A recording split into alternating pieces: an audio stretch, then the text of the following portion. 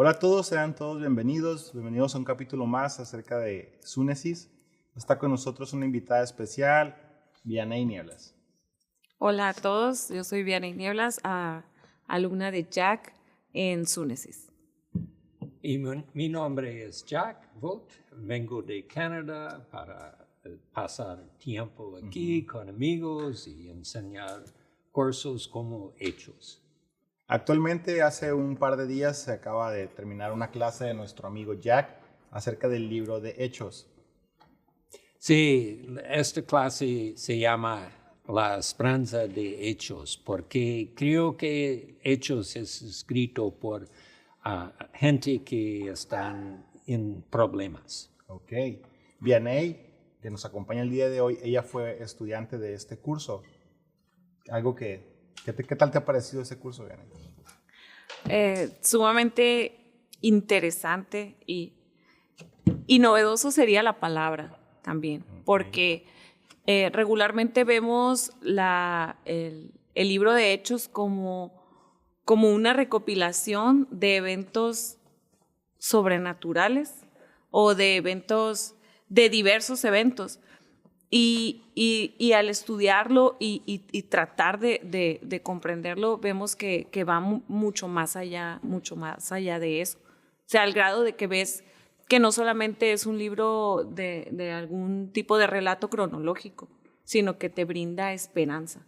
O sea, es la esperanza en medio de las circunstancias que vivían los apóstoles, que vivían los habitantes de Roma. Es la misma esperanza que tenemos nosotros al día de hoy. Ok, entonces en este capítulo estaremos explorando un poco acerca de este curso que se estuvo impartiendo en todo el invierno del 2024 y 2025, donde exploramos acerca de lo que el cristiano experimentó en todo ese tiempo que Lucas relata y qué era lo que los mantenía firmes en la fe. Sí,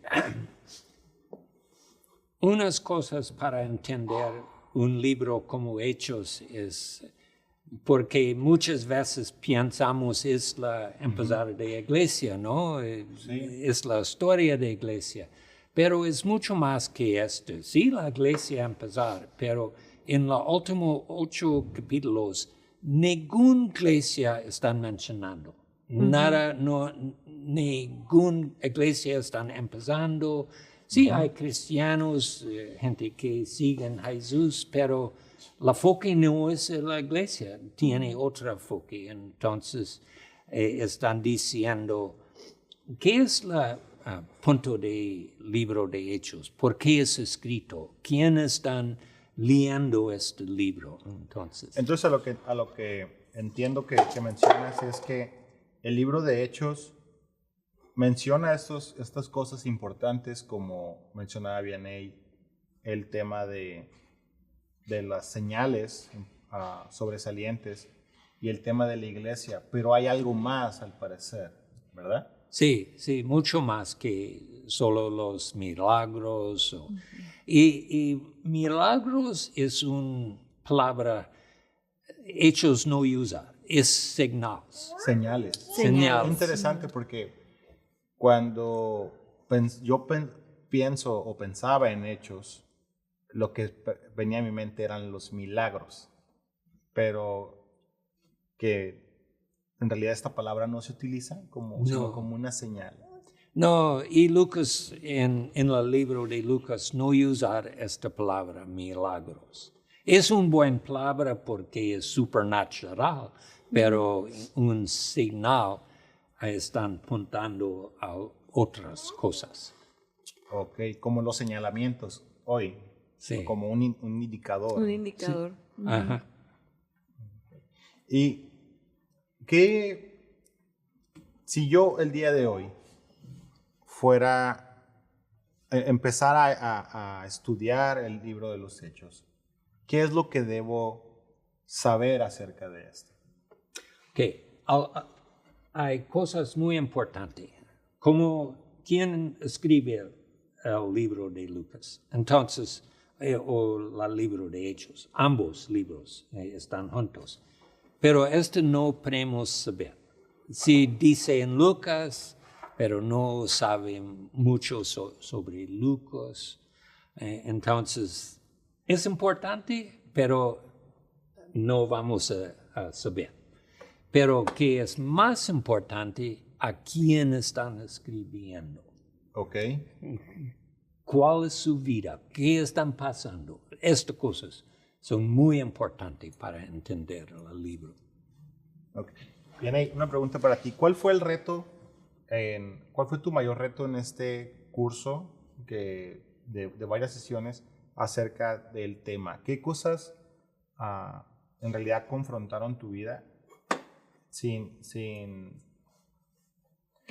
mencionando que no conocías acerca de a quién iba dirigido y sobre lo que supiste ahora después del curso? Realmente lo más difícil y retador en este curso fue, no sé si existe la palabra, pero como desaprender. Ok. O sea, Okay. o sea, aprender a desaprender. Porque eran muchos años de mi vida viendo Hechos como un libro de milagros, viendo Hechos como un relato de eventos sobrenaturales, como Hechos enfocado en lo que hacían los apóstoles para que la gente viera que ellos habían sido los discípulos. Enfocarme en como versículos famosos, vamos a decirlo así, como en versículos famosos de que vendrá donde habla de la llegada del Espíritu Santo, y me serán testigos, y que incluso te enfocas más en qué tan estruendoso pudo haber sido esa llegada o lo sobrenatural de esa llegada, que que la parte toral o la parte medular de que habla de que vamos a ser testigos, no de una manera imperativa, no como una orden, vas a ser testigos, no, sino que olvidamos esa parte o no olvidarla, sino que no la vemos como la parte central, el ser testigos que habla en Samaria, que habla hasta lo último de la tierra, y perdí ese sentido, enfocándome más en que a Pablo lo mordió una serpiente y que no le pasó nada, que me enfocaba más en detalles como esos. La resurrección del muerto. La resurrección del muerto y los milagros que hacía Pablo, que hacía Pedro, pero al tener es como que ese filtro, entonces empezaba a ver a leer el libro de Hechos con el filtro de los milagros, que precisamente no menciona la palabra milagros, ¿no?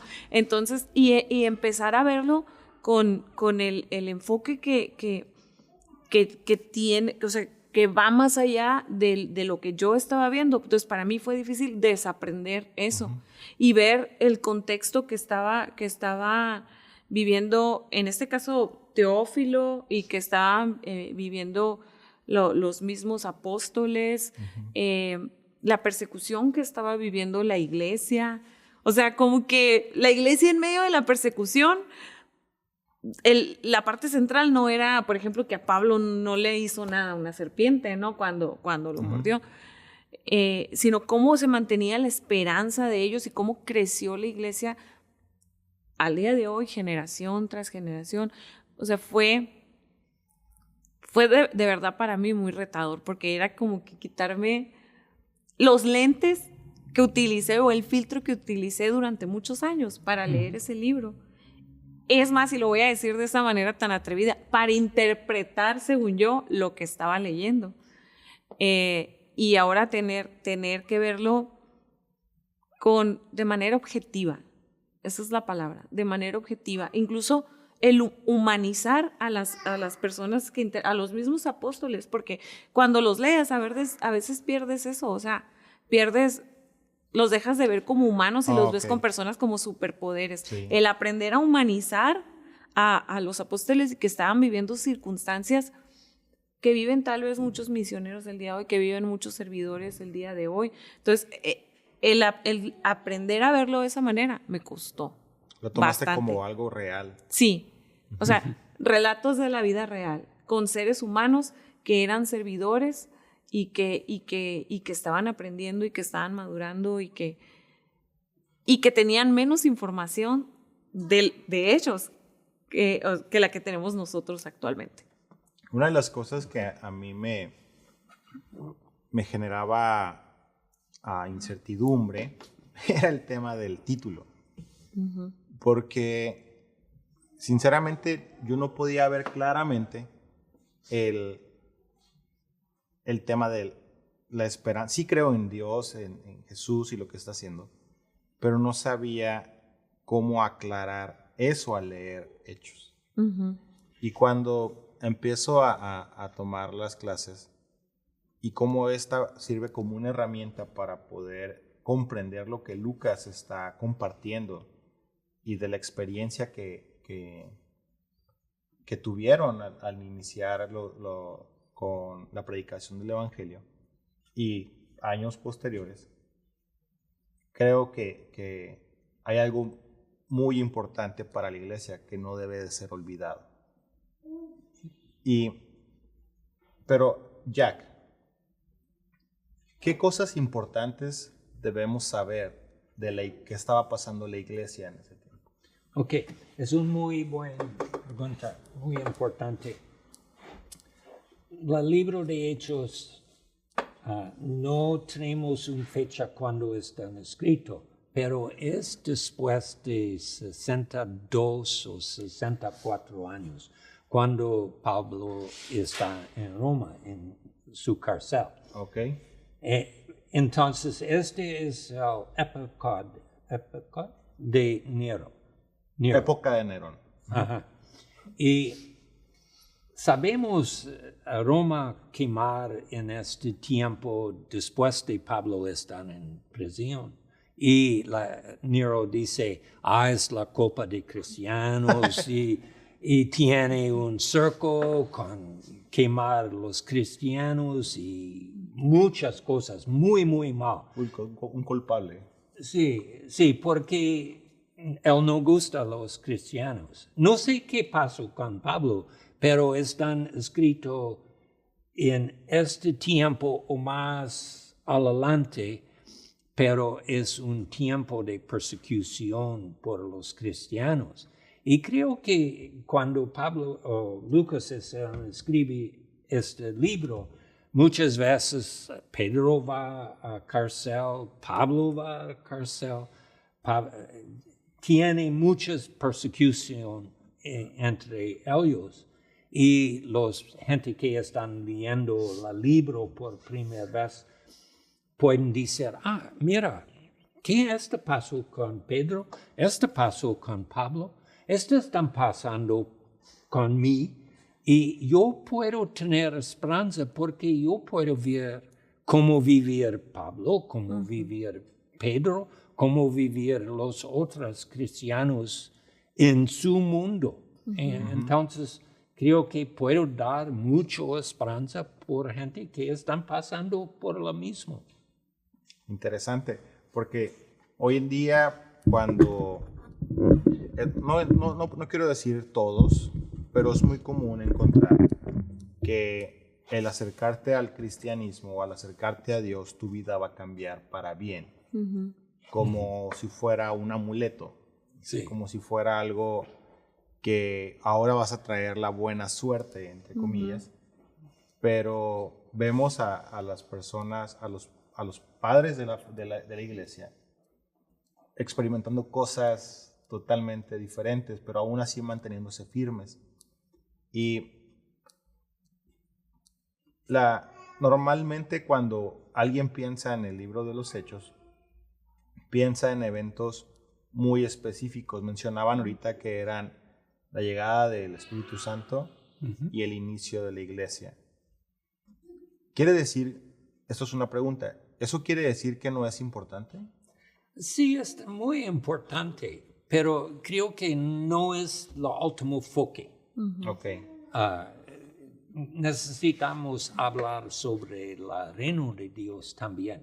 Pero yo quiero decir un poquito más sobre Pedro y Pablo. Nunca los romanos, nunca dicen Pablo es tan guilty. Culpable. Sí, esta palabra. Nunca dicen esto, pero no dan libertad a él. Están en cárcel y dicen, no tiene de culpa, pero no vamos a dar libertad. Entonces, es una vida muy difícil en una manera porque todos saben, él no tiene culpa, pero está en el cárcel. Es un momento de incertidumbre, no saber qué va a pasar, porque Sí. no eres culpable, pero tampoco no estás siendo libre.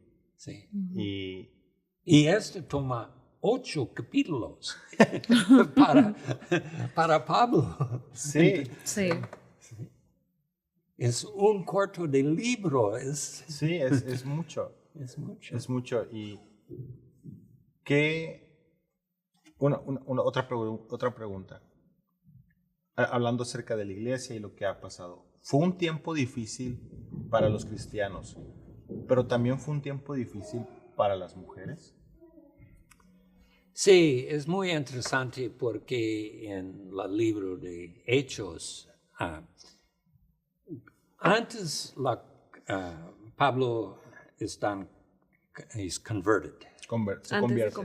A cristiano, están poner las mujeres y los hombres en el cárcel.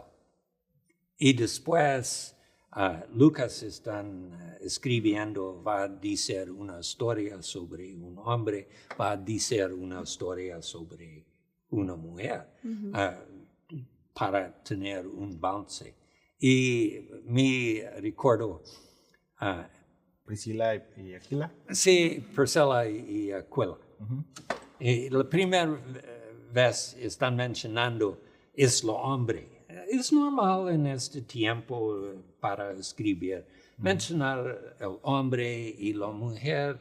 Parece el hombre, puedo mencionar o no, pero todas las otras veces la mujer está mencionando primero para enseñar, y dice en griego, si la persona que están mencionando primero es más importante. El ejemplo de Priscila y Aquila. Okay. La primera vez Lucas está mencionando ellos como una pareja, mencionar esposo. Porque es normal. En griego, cuando está escribiendo la persona que es más importante, necesitas mencionar primero. Y normalmente es el hombre. Y la mujer, sí puedes mencionar, pero están abajo en la society. Okay. Y todos los otros tiempos cuando Lucas está escribiendo sobre esta pareja, él ya está mencionando primero. Sí. Están enseñando, están como un predicador, está la persona más importante en esta cultura. Entonces, que Lucas trata de hacer es dar una balanza. Tiene en sus libros esclavos, maestros de esclavos, gobernadoras, mujeres y niños. Y están cobrar todos los gente. Creo que puede ser algo sin precedentes. Nunca antes escrito y dándole importancia a estas personas. Bien, ¿y tienes alguna duda, pregunta que te gustaría aclarar o punto que te gustaría, o qué fue lo que más te llamó la atención de esto? Comentaba con Jack que precisamente, pero déjame abrirlo, verás, déjame abrirlo primero. Precisamente el versículo 1 de Hechos 1:1. porque es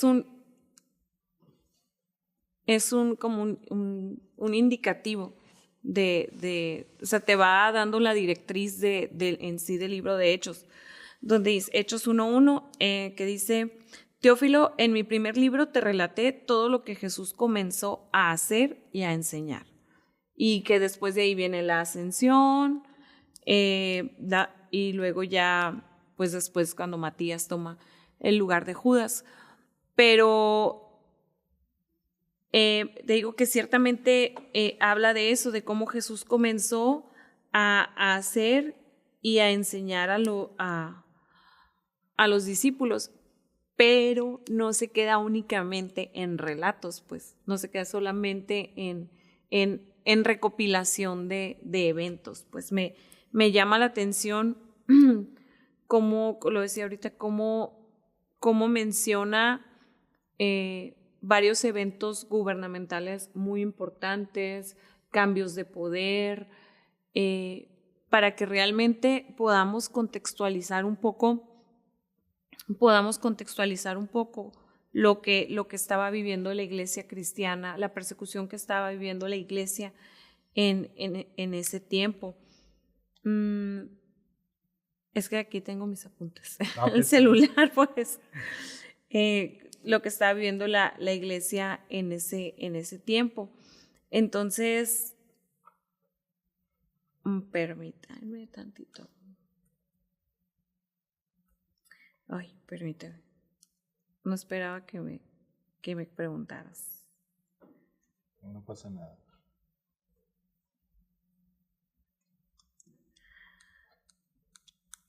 Sí, ok.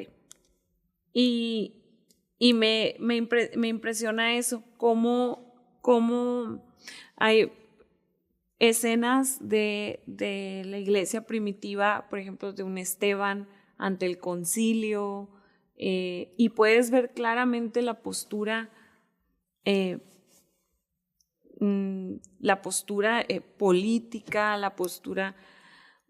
Se habla de lo que era la iglesia en ese tiempo, pero era también algo político muy fuerte. Entonces, la postura de ese rubro ante la expansión de la iglesia, ante la expansión del cristianismo. Y me llama la atención como lo rudo o lo violenta que era, o lo violenta que era, pues. Entonces, y cómo esa parte medular de lo que era el Imperio Romano y todo eso llegó a ser como un contrincante o una, no sé cómo llamarlo, algo que ¿Adversario? Un adversario, Uh-huh. un adversario para lo que era la propagación del evangelio o el asentamiento de la iglesia cristiana. Pero cómo a pesar de eso también pues sale avante. Y ahorita que mencionabas, me llamó mucho la atención, ahorita que mencionabas que, me voy un poquito para atrás, que mencionabas el tema de que muchos creen que al hacerse cristianos la vida va a ser un éxito y que todo eso, incluso todo eso lo vemos en Hechos y vemos a un Esteban siendo una persona tan joven, por así decirlo, que no solamente se hace cristiano, o sea, realmente entrega su vida, sirve de manera completa y muchos podrían ver su muerte como una historia, como sin éxito, pues. Okay. Es como que, mira, se hizo cristiano y se murió. O sea, ¿sí? Y se murió.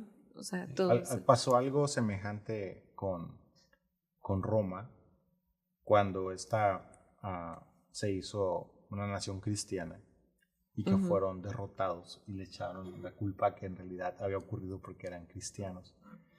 Hay algo que a mí me fascina del libro, que es al iniciar, Lucas presenta una pregunta que pienso que me encanta porque Jesús hace lo mismo siempre y tiene ese comportamiento de escuchar la pregunta pero no responderla. Creo que él tiene esa habilidad para demostrar que no están haciendo las preguntas correctas sin ofender a los discípulos, ¿no? Que es cuando le preguntan que si ha llegado el tiempo de establecer el reino. Sí. Y creo que esta era una esperanza del pueblo de Dios ante todos los gobiernos y la opresión que habían vivido por muchos años.